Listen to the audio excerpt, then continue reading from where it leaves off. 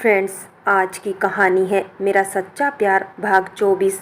पिछले भाग में आपने पढ़ा, चंद लोगों की नफरत ने हम दोनों को दूर करवा दिया। छोड़ो अब इन सब बातों को, अब हम अपने बेटे से मिलते हैं। कहाँ है वो? बानी होगा कहाँ? बैठा होगा बाहर लॉन में अकेले ही झूले पर, सोच रहा होगा कुछ। प्रीत, चलो चलते हैं। बानी, मैं नहीं, तुम जाओ, इस वक्त उसे अपनी माँ की ज़रूरत है। तुम वक्त बिताओ उसके साथ में और देखो क्या कुछ खो गया है उसमें। प्रीत जाकर देखती है तो वीर झूले पर लेटा होता है। अब आगे उसका कोने उसके सर पर होता है। दोनों पैर एक के ऊपर एक चढ़ाकर रखता है, जैसे हमेशा ही विकास सोता था। एक पल तो प्रीत भी ठहर जाती है, जैसे कि विकास ही हो। प्रीत जाकर उसके पैर के पास बैठ जाती है। प्रीत सामने देखते हुए, क्या हुआ, सिर दुख रहा है क्या? वीर, अरे मम्मी आप कब आए? कोई काम था तो मुझे बुला लेती। प्रीत वीर की तरफ देखकर, क्यों, मैं नहीं आ सकती क्या अपने बेटे के पास में? वीर बेटा शब्द सुनकर रो देता है। पूरे 6 महीने बाद उसकी माँ ने उसे बेटा कहा था, लेकिन वो आंसू नहीं गिरने देता। प्रीत, जब मन भारी हो रहा हो, बहुत रोने का मन हो रहा हो, तो किसी अपने को गले लगाकर आंसू निकाल देने चाहिए। हल्का हो जाएगा और अच्छा फील होगा। मैं नहीं चाहती मेरा बेटा पत्थर बने, वो मोम ही ठीक है। नफरत होने लगेगी मुझे अगर आंसू रोकोगे तो। मैं इतनी मजबूत नहीं कि अपने बेटे की आंख में भी नफरत देख सकूं। वीर तुरंत ही प्रीत को गले लगाकर रोने लगता है। क्या बोल रहे हो मम्मा, आपसे तो क्या मैं कभी भी किसी से भी नफरत नहीं कर सकता?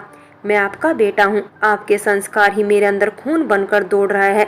मैं ऐसा कभी नहीं कर सकता, लेकिन आप पहले जैसे बन जाओ, बहुत दुखता है यहाँ।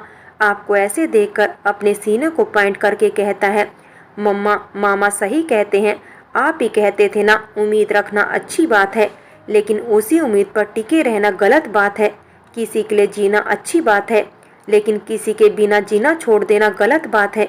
आप ही भूल गए, आपने मुझे 6 महीने से भी ज़्यादा टाइम बाद बेटा बोला है। प्रीत, सॉरी बेटा, मैं खुद की जिम्मेदारियों में आपको ही भूल गई थी, लेकिन अब नहीं भूलूंगी। बस आप मेरे वही नटखट से वीर बन जाइए, ऐसे अच्छे नहीं लगते। मीना जी की आंख भर आती है तो प्रीत, नहीं माँ, अब नहीं, बहुत रो लिए हम सब, अब नहीं रोना है। मीना जी भी सिर हिला देती है। सब किचन साफ करने के बाद सबके साथ कुछ देर बैठकर बात करते हैं, फिर अपने अपने कमरे में सोने चले जाते हैं। आज वीर की शरारतें देखकर भी सबके चेहरे पर एक सुकून आता है। कोमल काफ़ी देर सोचने के बाद सुनील से बात करके सोचते हुए सो जाती है। सुनील की बातों से ऐसा नहीं लगता है कि उसे बहुत जल्दी है शादी की। शायद वो कोमल को वक्त देना चाहता था कि वो खुद से ही हाँ करे, बिना किसी दबाव के। सुबह सब उठते हैं तो देखते हैं प्रीत ने नाश्ता बनाकर रख दिया है। सब नाश्ते के टेबल पर आकर बैठते हैं। तभी मीना जी का फ़ोन बजता है। मीना जी, क्या बात है, आज मेरी बेटी ने मुझे फ़ोन किया। कोमल, प्रणाम माँ।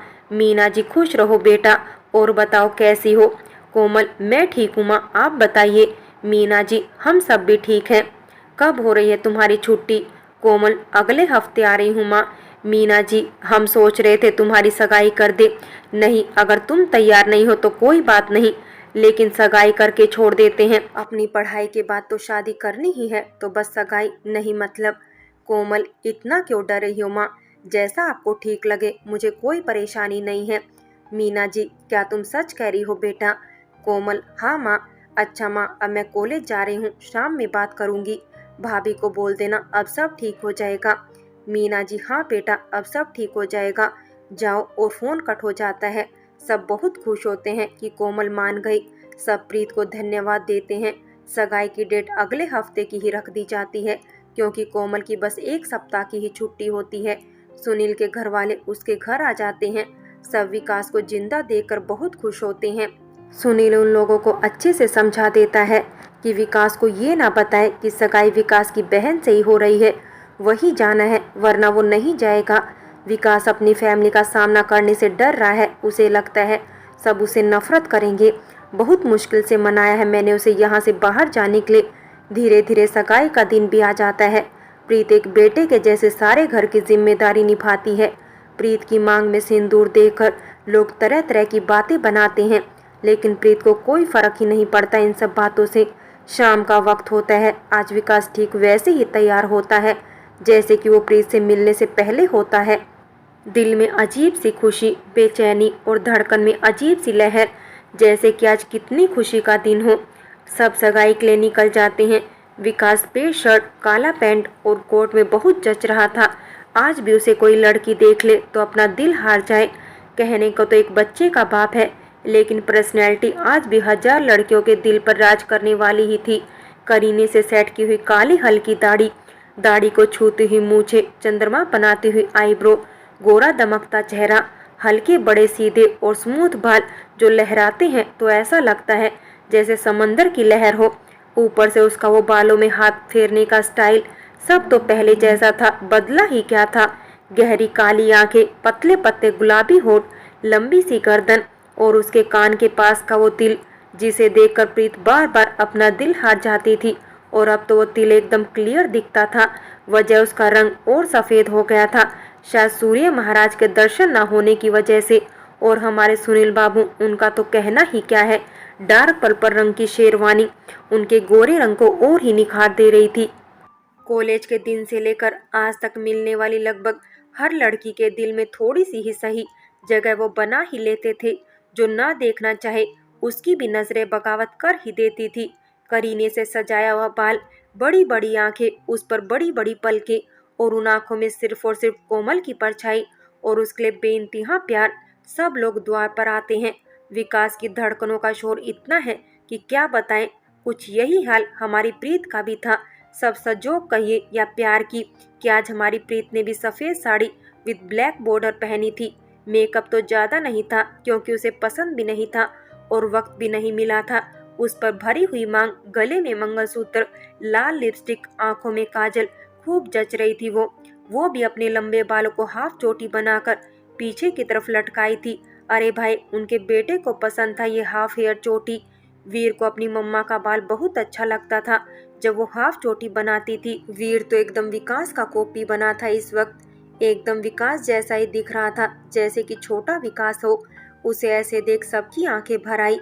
इतने काम के बीच उसकी मम्मा सबका और वो अपनी मम्मा का ध्यान रखना नहीं भूलता था। स्वागत करने के लिए सब आगे आते हैं तो विकास को देखकर सबकी आंखें भर आती है।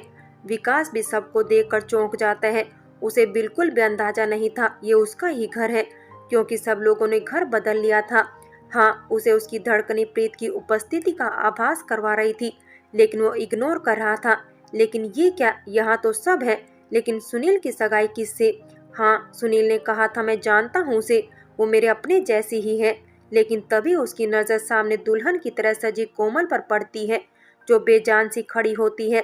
असल में आज सुनील उसको कहता है कि द्वार पर वो भी आए। उसे नहीं पता कैसे आएगी, लेकिन आए, उसके लिए सरप्राइज है। मीना जी दौड़कर विकास को गले लगाकर रोने लगती है, लेकिन विकास का सारा ध्यान बस कोमल पर होता है।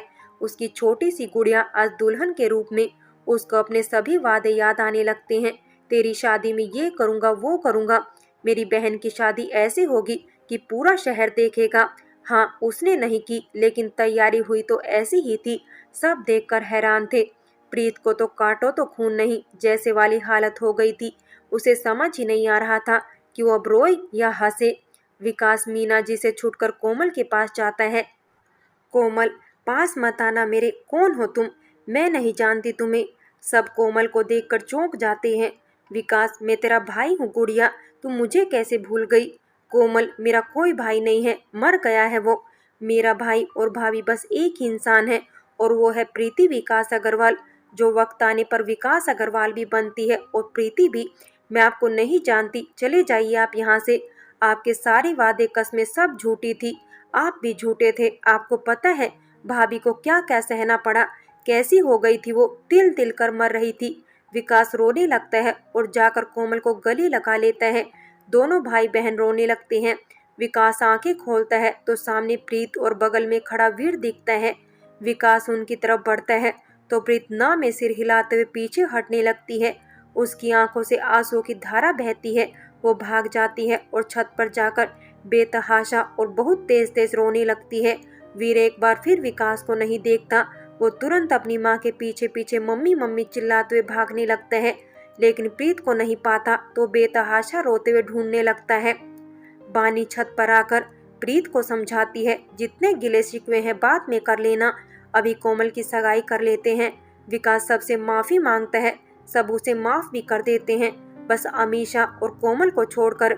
वो कहती हैं आप भाभी के गुनहगार हो और सबसे ज़्यादा वीर के। अगर वो माफ़ कर देंगे तो हम सब भी माफ़ कर देंगे आपको। सगाई संपन्न होती है। वीर आज प्रीत के भागने से डर जाता है। उसकी माँ को खो देने का डर उसकी आंखों में देखा जा सकता था। वो प्रीत का पल्लू पकड़कर ही पूरी सगाई में रहता है। प्रीत उसको बहुत समझाती है लेकिन उसे नहीं छोड़ता और कोशिश करता है कि विकास प्रीत के सामने ना आए, क्योंकि कहीं ना कहीं उसकी आंखों में उस रात वाला हादसा घर कर गया था। वो आज भी यही सोचता है कि विकास को देखकर कहीं माँ अपने आप को चोट ना पहुंचा ले। प्रीत भी कहीं ना कहीं उसका डर समझ रही थी, इसलिए वो भी उसे 1 मिनट के लिए खुद की आंखों से दूर नहीं करती है, या यूं कहें उसकी आंखों के सामने रहती थी। सगाई खत्म होती है। कोमल और सुनील को कुछ वक्त साथ बिताने के लिए प्रीत छत पर लाकर छोड़ देती है। फ्रेंड्स, बाकी की कहानी अगले भाग में देखें, और अगर कहानी अच्छी लगी हो तो लाइक करें, शेयर करें और प्यार भरी कहानी चैनल को सब्सक्राइब करें।